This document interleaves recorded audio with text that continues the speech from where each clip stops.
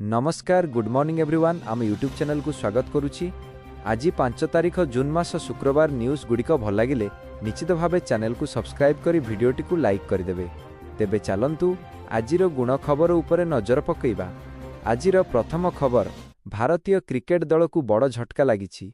Star batter Virat Kohli Afghanistan विपक्ष 3 match विशिष्ट दिनिकिया ODI सीरीजरू बाद पड़िछंती। हामस्ट्रिंग इंजुरी कारणरू बाद पड़िछंती विराट। आईपीएल फाइनाल समय विराटंक हमस्ट्रिंग टाणी होइथिला। बीसीसीआई सूत्र अनुसार कोहलींक आघात गुरुतर नहेले मध्य संपूर्ण सुस्थ हेबा पई तांकु विश्राम दिया जाइछि। भारत और अफगानिस्तान मध्यरे एही 3 मैच विशिष्ट ओडीआई सीरीज जून धनरू आरंभ हेबो। सीरीजर प्रथम मैच धर्मशाला रे खेला जिवो। कोहलींक अनुपस्थिति भारतीय बैटिंग लाइनअप पई एक बड़ चैलेंज हेबो बोली मने करा जाउछि। निकटरे शेष होइथिबा आईपीएल 2026 रे कोहली चमत्कार प्रदर्शन करथिले। रॉयल चैलेंजर्स बेंगालुरु पक्षरु खेली से दल को टाइटल जिताइबारे बड़ भूमिका नैथिले एवं फाइनल रे विजयी रन मध्य संग्रह करथिले। किंतु आईपीएल परे तांको हमस्ट्रिंग समस्या देखा देइथिबारु तांको सीरीजरू हटिबाकू पड़िछि। कोहलींक बाद पड़िबा परे चयनकर्ता माने तांको बदଳରେ अन्य जणे दलरे सामिल करिपारंती। तेबे एपर्यंत बदल खेलाळींक नाम घोषणा होई नाही। एही सीरीज को भारतर 2027 ओडीआई विश्वकप प्रस्तुतिर आरंभ भावे देखा जाउथिबा बेले कोहलींक अनुपस्थिति टीम इंडिया पई चिंतार विषय होइछि। परवर्ती खबर, भारतीय क्रिकेट जगतरू आसीछि बड़ खबर। घरोई माटीरे भारत को टी20 विश्वकप जिताइथिबार मात्र 3 मास परे अधिनायक सूर्यकुमार यादवंकु नेई बीसीसीआई बड़ निष्पत्ति नेइछि।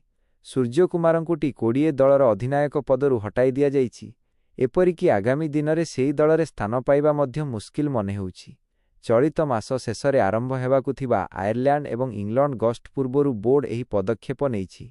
इंडियन एक्सप्रेसर सूचना अनुसार भारतीय क्रिकेट कंट्रोल बोर्ड, बीसीसीआई दल परिचालना समिति एवं चयनकर्ता माने आगामी सीरीज पई जणे नुआ अधिनायक नियुक्त करिबाकू जाउछंती। काहींकि नियागला एभली बड़ निष्पत्ति? बीसीसीआई र जणे वरिष्ठ अधिकारींक कहिबा अनुसार मुख्य कोच गौतम गंभीरंक सह आलोचना करिबा परे चयन कमिटी एवं बोर्ड एही निष्पत्ति नेइछंती जे भारतीय टी20 दल एबे जणे नुआ अधिनायकंक सह आगकू बढ़िबा उचित। सूर्यंक नेतृत्व रे दल विश्वकप जीतिथिले मध्य तांकर व्यक्तिगत फॉर्म एवं दलर भविष्यत को दृष्टि रे रखी एही परिवर्तन जरूरी थिला। सूचनायोग्य जे भारतीय दल आगामी दिन रे आयरलैंड 2टी एवं इंग्लैंड रे 40टी 20 मैच खेलिबार कार्यसूची रही। बैटिंग फॉर्म साजिला बड़ बाधक। गत 2 वर्ष हेबो सूर्यकुमार यादवंक खराब फॉर्म जारी रही। यह चयनकर्तांक पई बड़ चिंतार कारण पालटिथिला।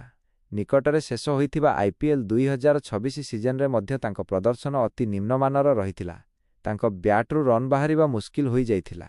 राजस्थान रॉयल्स विपक्षरे से गोटिए अर्धशतक हासिल करी सीजन शेष करथिले हैं। समग्र टूर्नामेंट रे 13टी इनिंग्स खेली मात्र 76 एवरेज रे केवल 270 रन करने को सक्षम होइथिले। गत मार्च मासरे भारत को तृतीय टी20 विश्वकप जिताइथिले मध्य सूर्यंक बैटिंग शैली को नहीं अनेक प्रश्न उठिथिला। नधन परे वेस्टइंडीज माटी रे विश्वकप जितिबा परे रोहित शर्मा अंतर्जातीय टी बिना 20 रु अवसर नैथिले। यापरे सूर्यकुमारंकु दलर अधिनायक करा जाय घथिला। हेले अधिनायक दायित्व ग्रहण करिबा पनठु तांकर बैटिंग प्रदर्शन निम्नगामी हेबारे लागिथिला।